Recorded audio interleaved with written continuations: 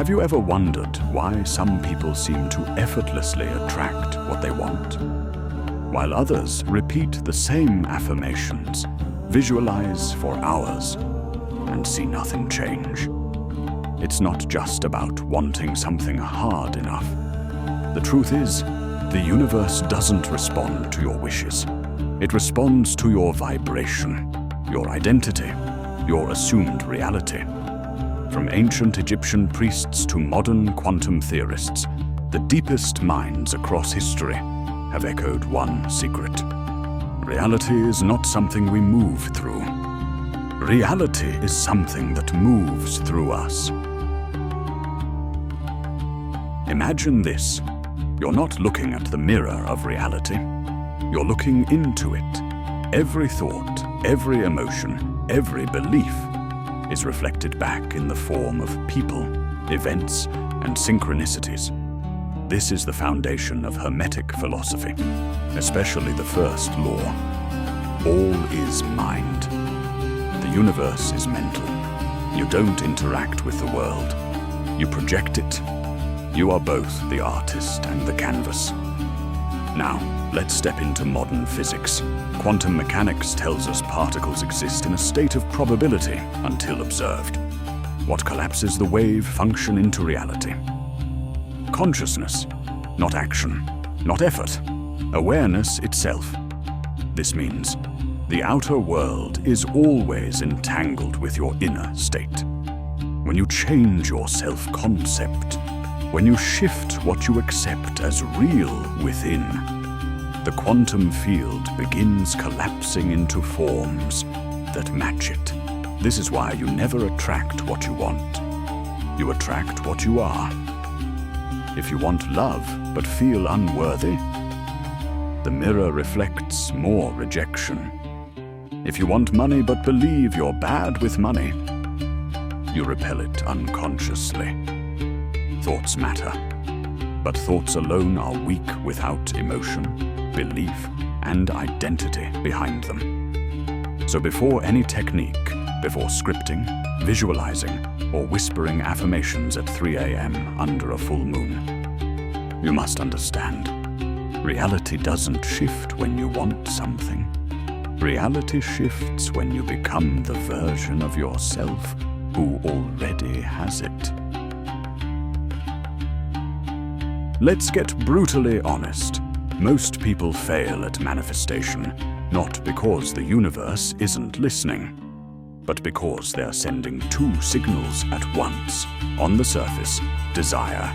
Beneath the surface, doubt, fear, and unconscious resistance. You can't say, "I am abundant," while constantly checking your bank account with anxiety and expect results. That's like hitting the gas and the brakes at the same time. Here's the secret most manifestation coaches skip.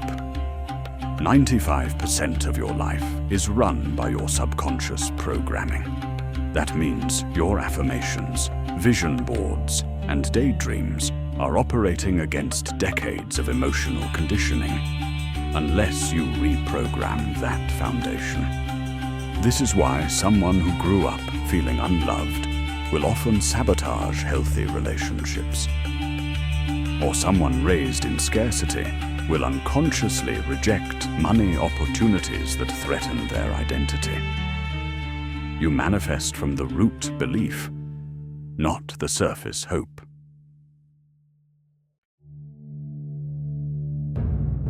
Your thoughts are like radio waves, but it's emotion that powers the signal. This is why trauma, shame, or fear have such strong creative energy. They're charged. If you don't transmute them, they'll continue broadcasting into your field. Even if you say all the right things, you don't need more affirmations. You need more integration, shadow work, inner child healing, radical self-truth. Here's another hidden trap. Many people think they're manifesting, when in reality, they're just reinforcing that they don't yet have what they want. That desire is being launched from lack, from not having. The universe doesn't deliver based on your need. It delivers based on your embodiment. And most importantly, you don't attract what you want. You attract what you believe you're allowed to have. You've probably heard of the law of attraction. The idea that like attracts like. That your thoughts and emotions send out a signal that draws similar energy back to you. But there's a more powerful, more precise teaching that few talk about. The law of assumption. This is the philosophy of Neville Goddard, one of the most misunderstood mystics of the 20th century. And it holds one of the greatest secrets of manifestation. The law of attraction tells you to think positively, visualize, and believe. It works, but only to a point. If your inner identity contradicts the vision, your energy splits. It becomes a loop of hope and frustration. You say, I want abundance, but feel lack, and get more experiences of wanting, not having. Neville flips the whole thing. He says, assume the feeling of the wish fulfilled. Live in the end. Your imagination is God. In other words, don't just visualize success. Feel it as done. Adopt the state of the person who already has what you desire. Assumption equals identity. You act, think, speak, and feel as if the new timeline is your current one. This isn't fake it till you make it. This is consciously shifting to the version of reality that already exists in the quantum field, and refusing to acknowledge anything else. Neville gave his students a challenge. Before bed, imagine yourself climbing a ladder. Feel your hands gripping the rungs, your feet lifting. Feel the texture of it. Do this nightly for 3 to 5 days. Then, throughout the day, tell yourself, I will not climb a ladder. Your conscious mind resists, but your subconscious, the true creator, already accepted the scene as real. Most people end up finding themselves climbing a ladder by coincidence. It's not magic, it's programming. The subconscious doesn't know the difference between a real experience and a vividly imagined one. It just executes whatever it's been fed. Like divine code. This is where things get weird and powerful. If the law of assumption gives you the code, these are the tools to hack the simulation. Each one of these techniques taps into deep mental structures, archetypal energy, and even quantum influence. Forget basic journaling. Scripting is future autobiography. You write as if it's already done. Describe your life in full detail. Where you live, who you've become, what your days feel like. Secret tip, use emotional exaggeration. Instead of, I got a raise, write, I couldn't stop crying. When I saw the offer, I literally screamed. It felt like the universe had been listening this whole time. The subconscious loves drama. It stores emotionally charged stories faster than logical ones. The more detail, the more entanglement. You're creating a neural map. And the mind doesn't like maps that don't lead anywhere. So it pushes reality to catch up. This one seems silly. But it's been used for years by chaos magicians and quantum enthusiasts alike. What you'll need: 2 cups water, 2 sticky notes. On one note, write your current situation. Feeling stuck, lacking confidence. On the other, write your desired state. Confident, abundant, flowing with clarity. Place the first label on the full cup. The second label goes on the empty cup. Now pour the water slowly from the current to the desired. Visualize the shift as you do it. Then drink. Sounds weird? Maybe. But symbolic rituals embed themselves in the limbic brain. The same system used in dream logic and childhood imprinting. You're not just drinking water, you're accepting the jump. Your dreams are raw contact with the subconscious.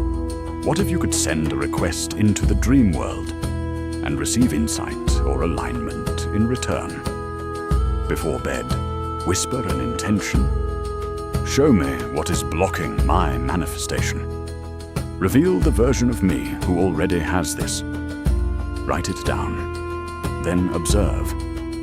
Over time, patterns emerge, symbols, people, places that act as messages. And yes, this can lead to lucid dreams, where you literally rehearse your desires in the dream field, arguably a parallel reality. This goes deep into occult tradition. But simplified, it's this. You compress your desire into a single symbol, charge it with emotion, and forget about it. Basic sigil steps. Write your intention in a sentence. Remove all vowels and repeating letters. Rearrange the remaining characters into a symbol or glyph. Stare at it while in a heightened emotional state. Joy, love, orgasm, etc. Then destroy or hide it. Let go. This technique bypasses the critical mind and lodges the intent into your deep unconscious. Optional advanced use. Create a servitor, a mental entity designed to carry out tasks for you. Think of it as a symbolic AI you feed energy to. Visualization works best when paired with breath entrainment. Try this. Breathe in for 4 seconds as you imagine walking into your dream home. Hold for 4 seconds. Feel it in your chest. Breathe out slowly as you absorb the peace, the gratitude. Repeat. Pairing autonomic rhythms, like breath, with imagined experiences forms deeper neural connections. It becomes felt truth rather than mental fantasy. Bonus. Doing this during theta brainwave states, like right after waking or before sleep, accelerates imprinting. By now, you've heard the methods, but let's bring this into real life. Because the mirror principle, the law that reality reflects belief, isn't just theory. It's playing out all around us. There's a story of a neuroscientist. Yes, a man of data and brain scans, who began experimenting with assumption. He wanted out of his academic burnout. Every morning before starting work, he acted as if he already had a consulting gig at a wellness startup. He imagined client meetings. He thanked the universe for his freedom. He even wrote emails he would have sent and saved them as drafts. 2 months later, a startup founder he met once at a conference reached out randomly. He said, "I don't know why, but I kept thinking about your name when we needed a neuroscientist." A woman deeply rooted in trauma had a habit of attracting unavailable partners. She started scripting, not just what she wanted, but how she would feel being loved in that way. He looks me in the eyes with stillness. When he hugs me, I melt. He listens. He remembers.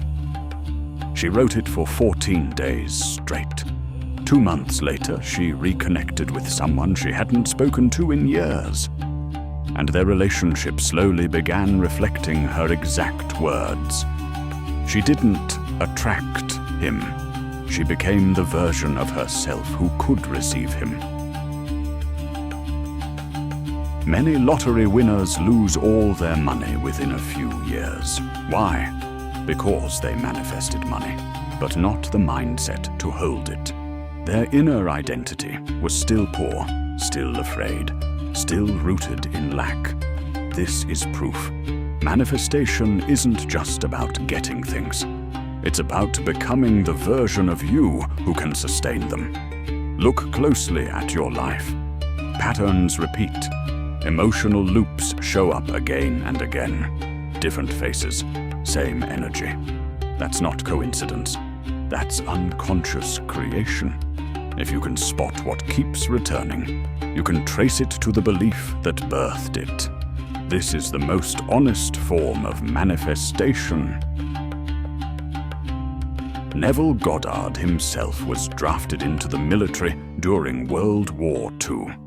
He didn't want to serve, not out of fear, but because he felt it wasn't his path. So every night, he assumed the feeling of being honorably discharged. He imagined walking the streets of New York again, smelling the bakeries, holding discharge papers. Within a month, with no logical reason, he was granted leave, discharged early, and returned home. He didn't attract it. He entered that timeline and watched reality conform. It's one thing to know all of this, but how do you actually live it? How do you become the kind of person who doesn't just try to manifest, but naturally shapes reality every single day? It starts with anchoring, not more effort, more integration. Every morning, look into the mirror, not to check your face, but to program your day. Lock eyes with your reflection and say, "This is who I am. I am already the version of me that has what I desire. Today I expect miracles. Today I remember I'm the creator." Smile. Feel the version of yourself who knows it's done. Even if just for 60 seconds, imprint it. You're using the mirror as an anchor, a portal into your chosen identity. Before bed, grab a notebook. Write one paragraph in past tense. "Today was amazing. I met the perfect client. I felt confident. I knew the universe had my back." Even if that didn't happen, yet, write it as if it did. Why? Because right before sleep, your brain enters theta, a state of open subconscious access. This is when beliefs crystallize. Take one break during the day. Even 3 minutes, close your eyes and drop yourself into your desired scene. Don't force it. Just pick a moment, you walking through your dream house, signing the deal, watching the ocean from your balcony. Focus not on the visuals, but the feeling in your chest. This is your anchor drop. It reminds the subconscious, this is real. Physical clutter equals mental clutter. At least once a week, do a manifestation clean. As you organize your space, repeat, "I'm making space for the new. I'm releasing the old story. I am ready to receive." It may sound cheesy, but the subconscious associates physical shifts with identity shifts. This simple act clears energetic debris. Don't overwhelm yourself. Pick the one that feels lightest, most intuitive, and do it daily. Consistency is what reprograms the field. Small rituals, when done with full intention, can shift your entire timeline.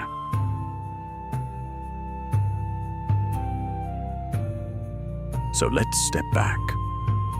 We've journeyed through visualization, scripting, quantum timelines, and even the hidden mechanics behind why these methods work.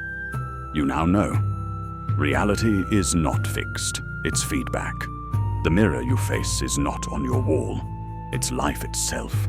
Your beliefs, your emotional states, your self-image. These are the signals shaping your world. But knowledge without embodiment is just noise. So now, here's your challenge. Pick one manifestation technique from this video, whichever resonated with you the most, and go all in on it for just 7 days.